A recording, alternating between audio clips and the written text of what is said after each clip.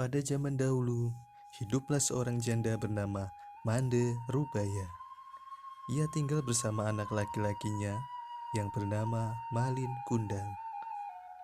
Keluarga ini tinggal di sebuah perkampungan nelayan di Sumatera Barat. Tempatnya di wilayah pantai air manis, Padang, Sumatera Barat. Mande Rubaya sangat menyayangi dan memanjakan Malin Kundang karena Malin anak yang rajin dan penurut. Mande Rubaya hanya seorang janda miskin dengan satu anak tunggalnya. Dia hanya menggantungkan hidup dari berjualan kue. Sehingga inilah yang menyebabkan ibu Malin Kundang mempunyai banyak hutang dan akhirnya nanti Malin Kundang memilih untuk merantau ke kota.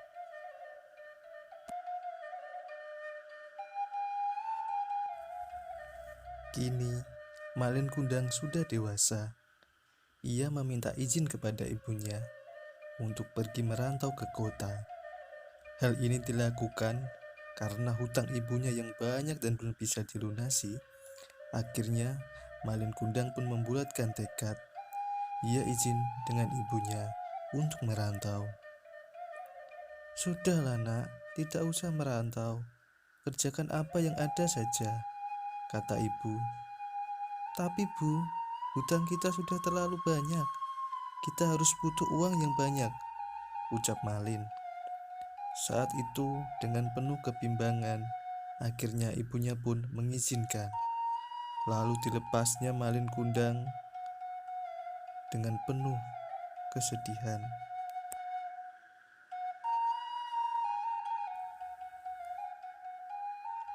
Dilepasnya Malin Kundang di dermaga pantai yang tak jauh dari rumahnya. "Malin anakku, berhati-hatilah wahai anakku. Doaku untukmu nak," kata ibu. "Iya ibu, doakan aku," sahut Malin. "Aku sudah memasukkan nasi di dalam bekalmu nak, makanlah," kata ibu. "Iya ibu, terima kasih." Keduanya saling melepas dengan tangis.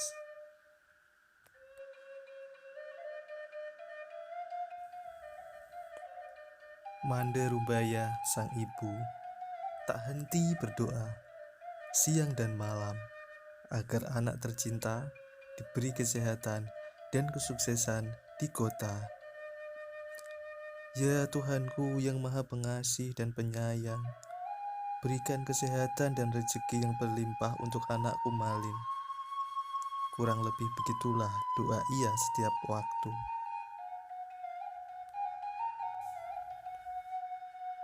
Hari demi hari berlalu, bulan pun berganti tahun.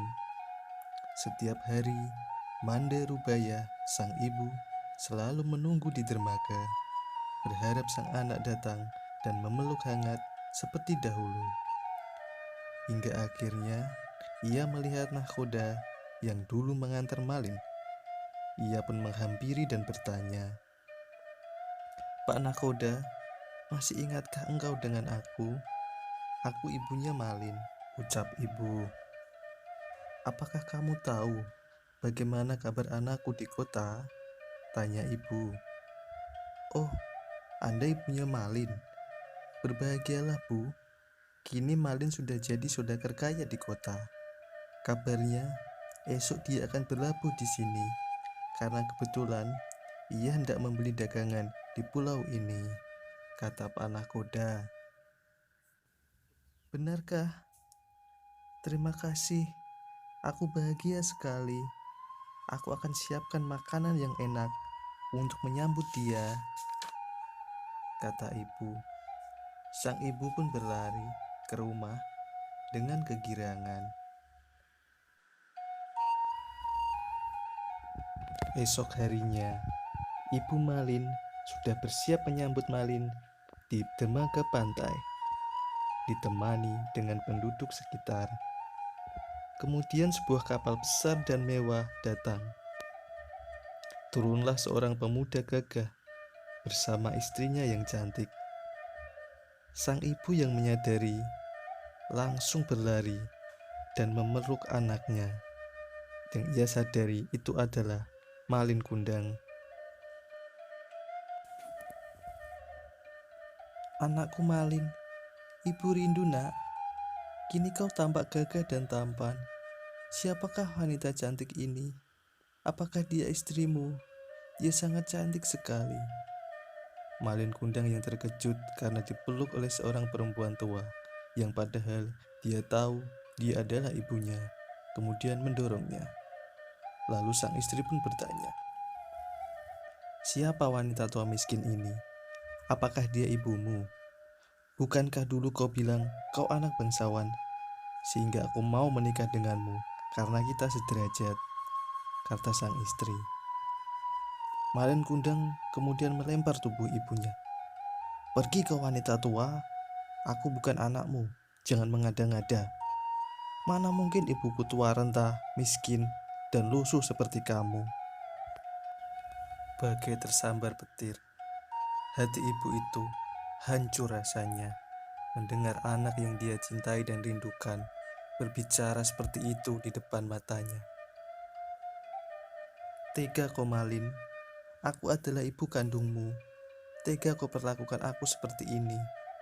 Tiap hari kau selalu kusebut dalam doaku. Inikah balasanmu?"